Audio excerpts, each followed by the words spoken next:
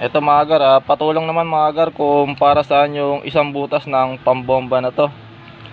Kasi kanina nagbobomba ako nung salbabide, lawit na yung dila ko, hindi pa rin lumolobo. Yung pala, dito siya lumalabas. Tingnan nyo mga gar. Papasok ko yung isang pin na to dito. Tapos ibobombahin ko. Ayun o, dito lumalabas sa sa unang butas. Pero pag tinakpan ko naman tong isang butas, dito naman siya nagpupumilit lumabas sa isang butas na to, sa unang butas.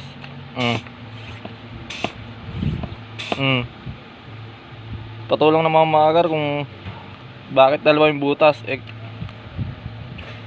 Para saan to? Hindi naman para dito sa mga pin, dahil ito yung mga pin hindi siya kasya.